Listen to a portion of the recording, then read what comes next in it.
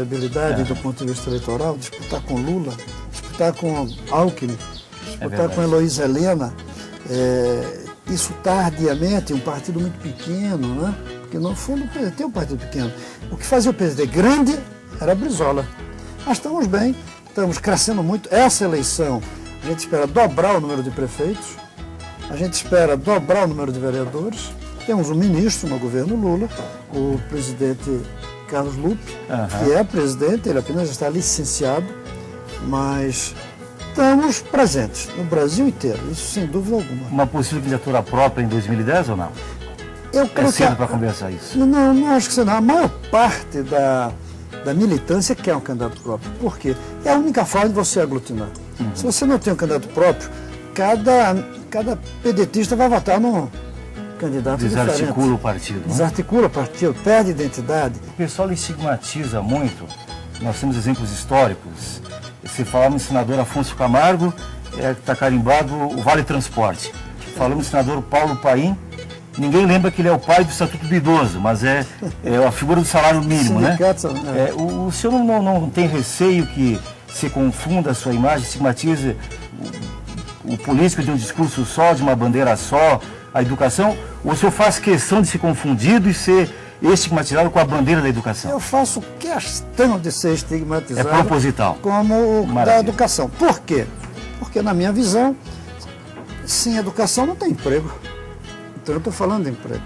Sem educação não tem independência nacional, porque não tem como. Você precisa comprar hoje quase tudo nesse país. Essa câmera, esse microfone que a gente está usando, está cheio de componentes importados, mesmo que tenha sido fabricado aqui. Exatamente. Entendeu? E a matéria-prima toda nossa. Então, tudo hoje é produzido pela ciência e tecnologia. A paz, o fim da violência passa pela educação. O crescimento econômico daqui para frente, ele ou vai ser com base em produtos muito primários, sem preço, ou vai ser com base em ciência e tecnologia. Então, ao falar em educação, eu estou falando como o Juscelino falava em industrialização. Eu tive conversando com um grupo de 2 portugueses que queriam colocar um Aras em Alagoas. Desistiram. Sabe por quê? Eu perguntei, mas aqui não tem vaqueiro? Ele disse, vaqueiro tem, mas ele não sabe colocar o peso do cavalo no computador. Ele não sabe colocar no computador os saltos que o cavalo dá, e a gente tem que ver a curva. Ele não sabe ler os remédios. Ele não sabe ler um gráfico. Ele me diz isso, um gráfico de como é que o cavalo está melhorando ou piorando. Eu não posso botar aqui em Alagoas, não sei para onde é que ele foi. Mas ele disse que vaqueiro que não sabe usar computador, ele não quer no Aras dele. Falando em educação, o senhor até criou agora o neologismo, né?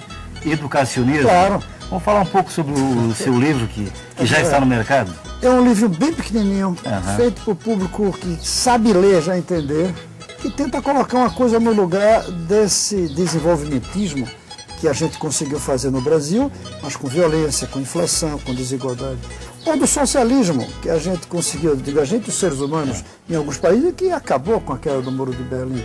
Ou do capitalismo, que deixou essa riqueza imensa, mas está aquecendo o planeta, aumentando a desigualdade. Efeitos colaterais, né? Efeitos colaterais. Então, o que é o educacionismo?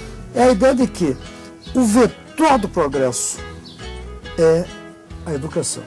E que o vetor da igualdade é a educação. Então, veja bem, o socialismo diz que é preciso pegar o capital dos capitalistas, tirar deles e colocar nas mãos dos trabalhadores por meio do Estado. Não deu certo onde foi feito.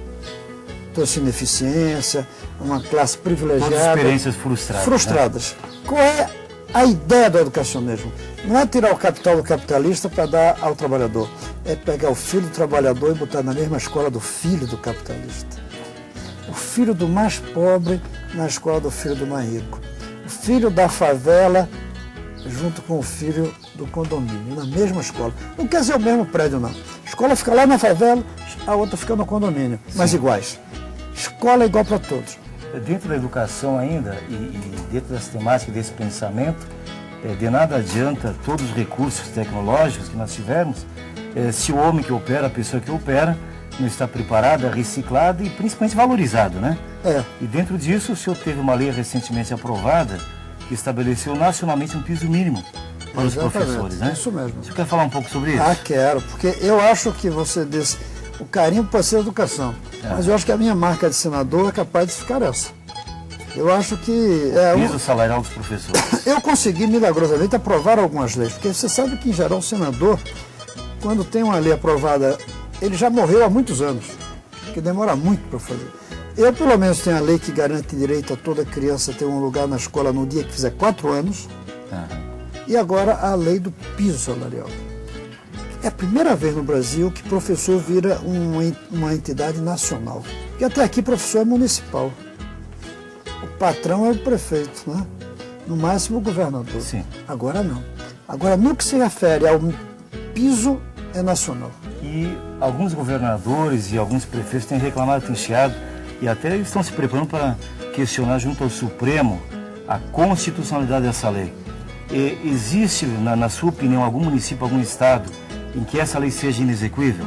Não, porque aonde fosse inexequível, tem que pedir ao governo federal. O governo federal tem um Há a concorrência do governo federal, então? Tem que ter. O governo federal tem que dar o dinheiro. E o lugar já está definido, chama-se Fundeb, Fundo de Desenvolvimento da Educação de Base, que esse ano já tem 4 bilhões. Além disso, nós conseguimos, não eu sozinho, mas eu e outros, conseguimos derrubar uma coisa que chamava-se DRU, que tirava todos os anos 20% do dinheiro da educação para ir para um fundo. Todos os anos no Brasil, há 14 anos, se tira 20%. Isso significa 7 bilhões que o governo deveria aplicar em educação, porque tem o artigo 212 da Constituição que obriga a colocar pelo menos 18% da receita do governo na educação, em vez de estar 18%, só estava 14%, que tirava 20%, que é 3,6%, estava 14,4%. 7 bi a mais, dá para pagar muito professor, muito mais do que o piso, e dá para contratar os professores necessários para substituir aquelas 2 horas que eles vão ter não é de folga, que eles vão ter fora da sala de aula. Então, o prefeito que não tiver dinheiro tem que pedir ao governo federal. E quero dizer que eu já dei entrada num projeto, esse sim que vai dar, que falar que não é só o piso. Polêmica. Não é o piso. Eu defendo que a carreira inteira do professor seja federal. Carreira federal. O prefeito continua sendo patrão, mas o dinheiro viria do governo federal. E as regras. Eu proponho que a regra... É mais ou menos o que ocorre com o Distrito Federal, ou não? Seria. Eu até pensei em dizer, levar para o Brasil inteiro o plano de cargo e salário do Distrito Federal. Mas eu escolhi outro padrão. Escolhi outro. Eu escolhi o Colégio Pedro II do Rio de Janeiro. É pegar o padrão dos professores do Colégio Pedro II e levar para o Brasil inteiro. Agora, atenção a uma coisa, isso só pode ser feito aos pouquinhos. Fantástico, senador. O Brasil, nessa Semana da Pátria, agradece demais a sua contribuição para a educação do país, que certamente vai solucionar, se não todos, muitos dos nossos problemas aí. E quero parabenizá-lo e parabenizar também o PDT do Distrito Federal, na sua pessoa, na sua liderança, mandando também um abraço fraterno, carinhoso, a outra grande liderança, nosso querido Ezequiel, que está fazendo um trabalho maravilhoso lá no Ministério, gerenciando o FAT, né? Outra grande liderança do PDT. Parabéns, senador. Que Deus continue a abençoá-lo, prodigalizá-lo. Sucesso na sua carreira.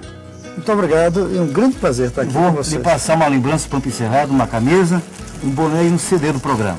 O CD eu vou ver em casa. A camisa ficaria muito ruim eu tirar e vestir outra aqui na câmera. Mas o chapéu eu vou colocar agora para esconder minha careca. Maravilha, obrigado, senador. Obrigado a você. E hoje o programa é cheio de presentes. Mais um presente aqui para falar um pouco da Semana Farroupilha, que iniciamos às 0 de hoje. Nosso querido presidente da Federação de Tradições Gaúcha do Planalto Central. Quase que eu não digo, né, Chico? Petrocelli. Bom dia, Petrocelli. Bom dia, canal. Bom dia a todos os ouvintes aí, assistindo o Pampa Cerrado, nesse bonito domingo, né? Iniciando mais uma Semana Farroupilha aqui no Planalto Central, em todos os quadrantes do meu Rio Grande e por esse Brasil e mundo afora. Como é que está a programação da federação para essa semana? Bem, canal, a Semana Farroupilha, né? É uma semana de festas. Começa aí